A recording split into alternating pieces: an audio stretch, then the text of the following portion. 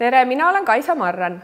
Minu igapäevane töö on aidata inimestel oma kehaga sõbraks saada ja need, kes juba on sõbrad, veel paremaks sõbraks saada. Minuga koos on siin Pille, Krislin, Kaia, Enel ja Evelin. Me kõik oleme kolleegid, me oleme Pilatese õpetajad.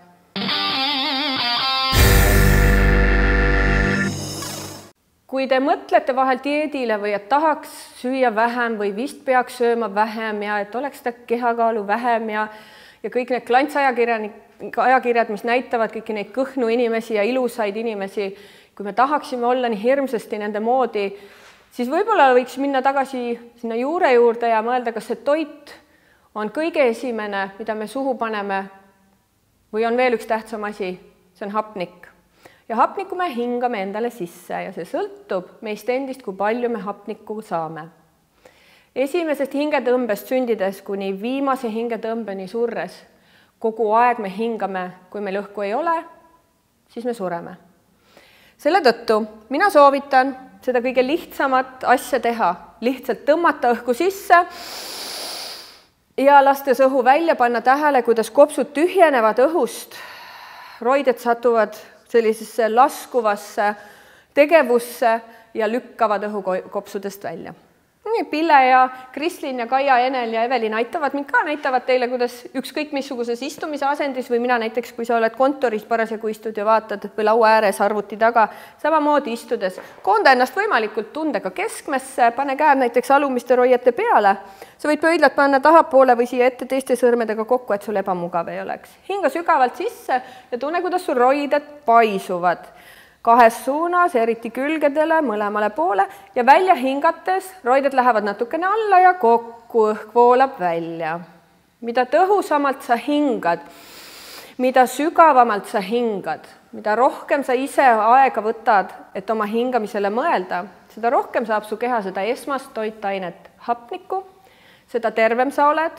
Väga paljud inimesed on kogenud ka hingamise abil kaalu langemist ja samuti tervise paranemist. Head liikumisaastat teile ja hingake!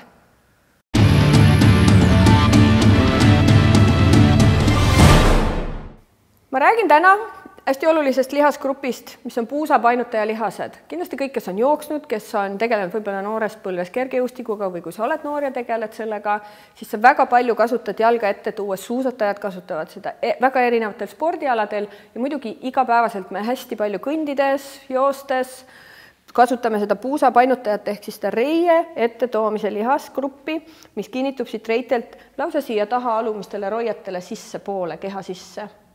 Ja selle lihasgrupi pingest sõltub, seda nimetatakse psoases, seal on psoas major, psoas minor lihas, iliakus ja need kolm lihast tekitavad sellise puusapainutusefekti, te võite ka proovida kõik korraga siis. Ja kui me siin istume, kui me näiteks päev otsa istume kontori laua taga ja hoiame seda asendit, siis siia tekib pinge, see lihas on kogu aeg lühenenud olekus. Ja nüüd, kui sa tõstad ennast sirgeks, siis väga paljudele kindlasti toimib juba see, et sa lihtsalt seisad natukene puusasid ette lükates ja kõhtu sisse tõmmates sirutatud asendis. Ja juba see lihas saab sellise väikse vabastuse ja pikenemise, ehk me ütleme siis, tekibki venitus. Nüüd, kui sul see lihas on enam-vähem okei ja sul ei ole raske sirgelt seista, puusad on ees, siis üks väga lihtne versioon nüüd jätkata sellele psoasele siis suure lihasgrupi venituse tunnet, et me saaksime oma reiest eest küljest pinge välja. Seistes kindlalt ja ühel jalal sa võid ka tugevutta kusagile veel, võid näidata näiteks seal postist, vaata kui kinni võtad. Võtad ühel jalal päkast kinni, tõstad jala taha ja kui sa tunned, et sa ei saa põlve isegi taha tuua ja sul on siin väga suur pinge, siis kindlasti see lihasgrupp vajab hooldust.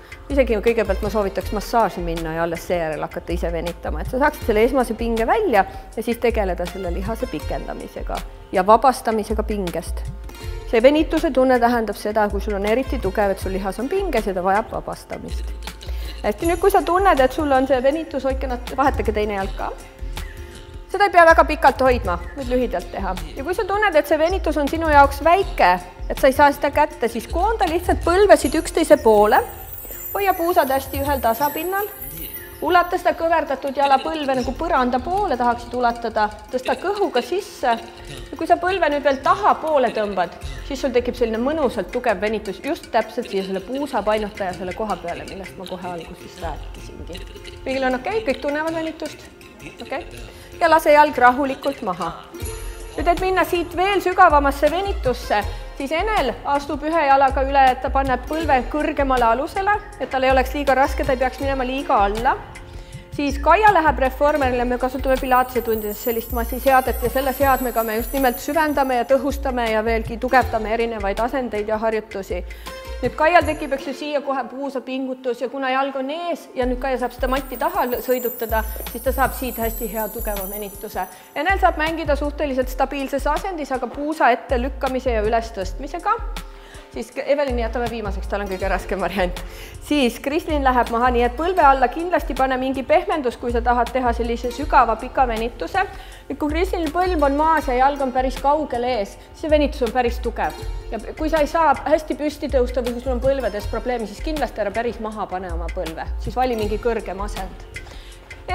Pille läheb siia, me nimetame seda astmega kaareks seda asja, mis tal on see vahend.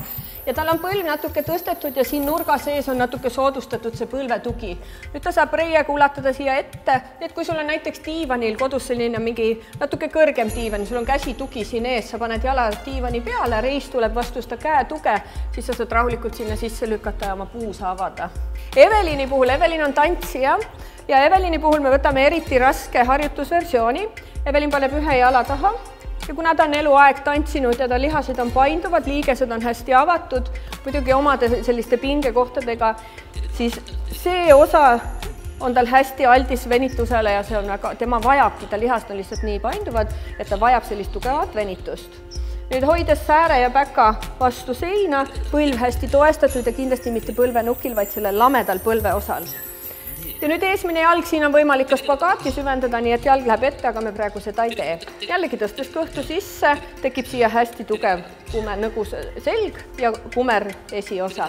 Evelin süvendab seda veelgi, viies käed üles, teeb näiteks libuasendit taha, nii et kogu keha saab esikülg saab venituse ja siis küljepainutusega. Nii et ta võtab veel postist kinni ja kogu see tõste läbi külje ja läbi siia alla põlveni välja. Eest sääre poolt ka saab tugeva venituse. Selline soovitus mul teile selleks nädalaks ja loomulikult ka edaspidiseks, kui kõik pinged siia reie esikülge ja puusa painutajasse või kui istud pikalt kontoris, siis igati soodne harjutus. Head liikumisaastat teile!